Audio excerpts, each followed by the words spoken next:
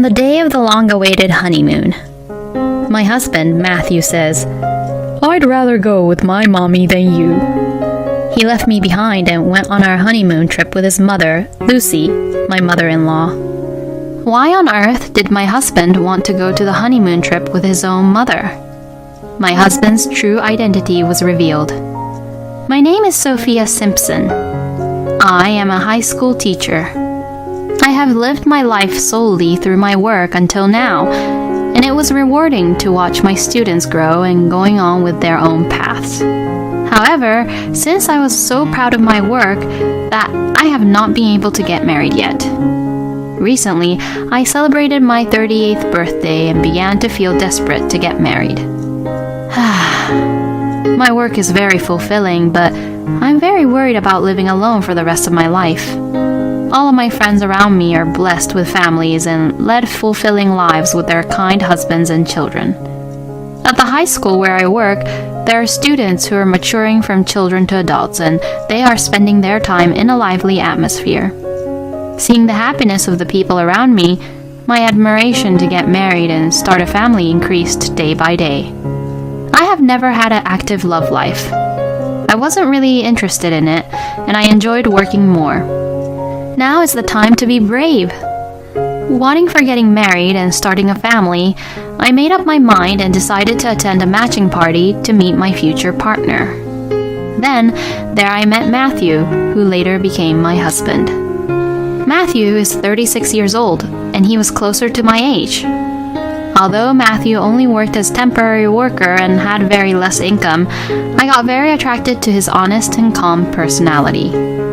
"Would you be willing to go out with me with a marriage in the near future?" "Yes, I would. I look forward to going on dates with you." Although it had only been such a short time since we've just met, I felt that he was the one for me. So then, I started going out with Matthew with marriage in mind. On our dates, Matthew was always kind and was very attentive to me.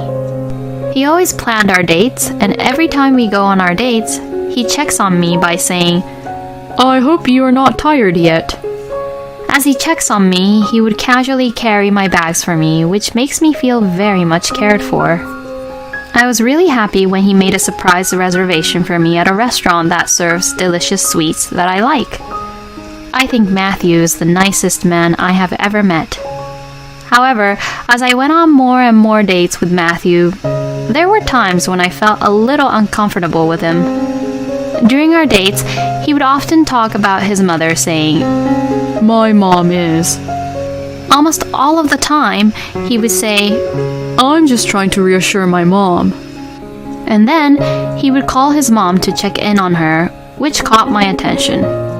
I can understand if it's a little boy doing such thing, but I wonder if it's something an adult man would do. I couldn't tell it to Matthew, but every time when he says the word mom, even though I was enjoying our dates, for that moment, I became disappointed. Furthermore, I felt a little disappointed that he would always end each date early saying, "I don't want my mom to worry." He would end our date early by saying that. Matthew is a nice man, but I think he is too caring about his mother, and I wonder if he's the one for me. Sometimes those kind of thoughts crosses my mind and I become worried. But I decided to see the good side of this situation, thinking, Matthew is a kind man who knows how to take care of people. Matthew is always kind to me and takes good care of me. I began to think that the word mom during our dates was an expression of his kindness and protection, and I began to feel attracted to him for saying the word mom. Then, 6 months after we started dating. "Will you marry me?" "Yes, of course.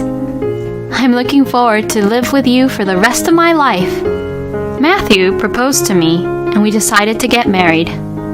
After our engagement, I visited my mother-in-law, Lucy, for the first time to greet her.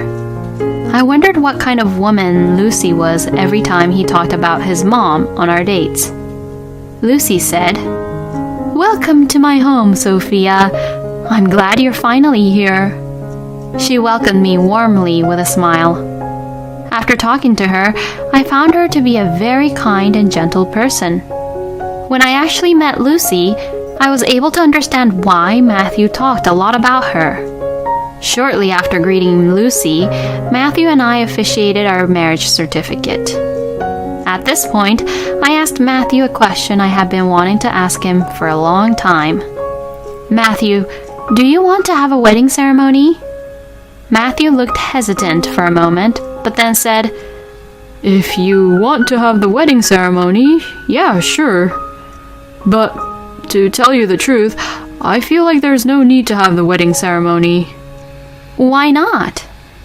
Isn't it so hard to prepare for a wedding ceremony? Even on the wedding day, I have to worry and care about my friends and acquaintances, and I don't think I have the capacity to do so. Instead of having a wedding ceremony, I'd rather spend my time with only you, going on trips and doing fun things, just the two of us. I totally agreed with Matthew's idea. Besides, at my age, I was a little reluctant to walk in front of my friends in a wedding dress now. I told Matthew an idea I have been thinking about for a while. I honestly don't think we need to have a wedding either. I was thinking, why don't we not have a wedding ceremony, but instead, let's have a grand honeymoon?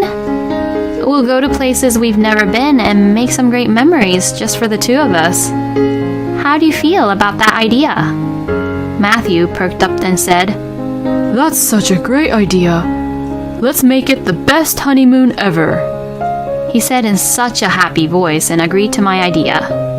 From then on, Matthew and I started to prepare for our grand honeymoon. We decided to share the travel expenses between us, but since my income was greater than Matthew's, I paid more than him. I'm sorry for putting the burden on you to pay more than me. I don't mean to say this as an alternative, but can you leave it to me to arrange the travel destination and prepare your luggage? Are you sure about this? Since it is both our honeymoon, shouldn't the two of us discuss and prepare for it together? Matthew looked troubled and said, I feel so bad that you paid so much for me. I just wanted a chance to make up for it. Besides, it's our honeymoon and I wanted to have a surprise for you. I didn't think that Matthew was drawn aback about the travel expenses. I was a little resistant of Matthew's idea because I wanted the two of us to discuss things together and get ready for our honeymoon. However, I thought by leaving everything to Matthew makes him feel less intimidated about this honeymoon trip, then I'll count on him to do all of the arrangements and the preparation of the luggages. Besides, what is the surprise he's going to prepare for me? I got excited about it, and it seemed like the best idea to leave all the preparations to Matthew. Fine, then can you do the preparations for me? I'm really looking forward to the surprise. With a big smile on my face, I agreed to Matthew's idea. And on the day of the honeymoon, I was very impatient. I didn't see any of my luggages for the grand honeymoon. Matthew said, I'll pack your luggages for the trip. I know you had a hard day at work, so you just get some rest for your trip. I took advantage of his kind words and rested early yesterday. What did Matthew do with my luggages? I wonder if he has prepared it properly. I asked Matthew, who has just woken up and is looking sleepy. Good morning, Matthew. Thank you for all your preparations until today. By the way, where are my luggages for the trip? I can't find them. Matthew looked a little annoyed, but as if he had come to his senses, he took a deep breath and began to speak. Actually, I didn't prepare any luggages for you. Since I didn't understand what he was saying, I looked at him with a blank stare. Wait, what do you mean by you didn't prepare my luggages? Our honeymoon is today, remember? You are not going to the honeymoon, Sophia. I want you to stay home for the rest of the day. Matthew, I don't understand what you're saying. Are you saying that our honeymoon dates have changed? If that's the case, I wish you would have told me about it in advance. No, that's not what I mean. I've decided to go on my honeymoon with my mommy. I was taken aback. I have heard Matthew talk about his mom many times before, but I've never heard him call his mom mommy before. How could a man in his late 30s call his own mother mommy? And did Matthew just say he was going on his honeymoon with his mommy? There were just too many things I couldn't understand. As my brain was scrambling for words, I said to Matthew, "What are you saying?" Well, when I started planning and preparing for our honeymoon, and I started thinking that this trip would be more fun with my mommy than going to the trip with you. You said it yourself. Let's make the best memory on our grand honeymoon with just the two of us. Are you saying it was all a lie? That's not what I meant. At first, I wanted to make great memories on the honeymoon with just the two of us. But as I planned the trip, I started to realize that going on this honeymoon with my mommy would make it more better. I still don't understand what you are saying. Do you have any idea how much nonsense you're saying? I've always felt a little uncomfortable before with you whenever you're talking about your mother. And now, you call your mother mommy. Don't you think that that's a strange thing for a man in his late 30s to call his mother mommy? I finally exploded on the fact that I felt strange about Matthew's love towards his mommy. Matthew perhaps didn't want that to be pointed out, but finally got pointed out by me. And suddenly, he changed his attitude towards me. Shut up! Stop saying such thing. Of course, I'd rather go on my honeymoon with my mommy than you. Matthew yelled at me angrily with his face all red, a face he had never shown to me before. I want to take mommy on this trip rather than you. Why can't you understand this feeling? I was very confused by Matthew's behavior and me not being able to go to the honeymoon, which I have been very much looking forward to. I wanted to say something back, but my mind went blank and there were no words coming out of my mouth. Matthew saw me standing there in a daze, which he interpreted as me agreeing to the idea of Matthew and Lucy going on our honeymoon. Since Matthew thought I agreed to his idea, his face became gentle again. Thank you for understanding. I'll do my best to have fun with my mommy on the honeymoon. As he said this, he packed up his luggages to get ready to leave the house. I don't want to keep mommy waiting, so I'd better get going. Don't worry, I'll be back with lots of souvenirs, so please look forward for them. I really wanted to stop him by saying, "Don't go!" But at the same time, I didn't want to see his face right now, and I didn't feel like talking to him. Besides, right now, all I could think was how to revenge him for what he has done. I just said, "Fine," and saw him leave our house. As soon as Matthew left the house, I called Lucy. Lucy answered the phone right away with a kind and warm voice like always. "Lucy, there is actually something I wanted to tell you." What a great timing to call, because I wanted to talk and say thank you to you. What are you talking about? Sophia, you gave me today's trip as a gift, didn't you? I know you're newlyweds and want to enjoy your time as a couple. So, thank you for even caring about me at a time like this. I didn't understand what she was saying, so I was a little confused. There seems to be a misunderstanding going on between me and Lucy. I bet Matthew did not tell how the trip was gifted to Lucy. Lucy's voice sounded very excited, and even over the phone I could tell how happy she was. I was uncomfortable at the thought to tell her the truth, but I had no other choice but to tell her the truth. I braced myself and told her the truth. "Lucy, did you ever ask Matthew how he came up with the idea of going on to this trip?" From Matthew, I heard that even though you two are just newlyweds, you wanted me and Matthew to go on a trip, just the two of us, to show gratitude. I knew it. I found out that Matthew had been twisting the truth and telling Lucy lies for his own convenience. Matthew's cowardly tactics made me feel more and more angry. However, Lucy, who was not told of the truth, is also the victim. I decided to calmly continue the conversation before Matthew arrived at Lucy's house. Actually, this trip between Matthew and you was not originally for a mother-son trip. What are you saying, Sophia? Actually, Matthew and I were supposed to go on our honeymoon today. Instead of having a wedding ceremony, we decided to go on a grand honeymoon to create the best memories, just the two of us.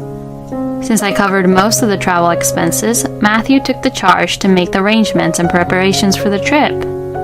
Lucy perhaps sensed a bad premonition. Her mood changed from excitement to a serious mood and heard me out. Until today, this morning, I was very much looking forward to our grand honeymoon. But then today, Matthew told me that he would rather go on a trip with you than me. Oh my gosh, I can't believe this. Lucy sounded very shocked over the phone. I honestly couldn't understand why Matthew would want to go on this honeymoon with you. However, I couldn't stop him from leaving our house. Lucy, that's why I need your help. Lucy sounded like she was thinking through over the phone. Matthew is just a kind person who thinks the best for his mother. However, that excessive kindness towards his mother encouraged him to do a foolish thing, betray his newly wedded wife. Lucy is an intelligent person, and she understands what's right and wrong. After a moment, Lucy opened her mouth.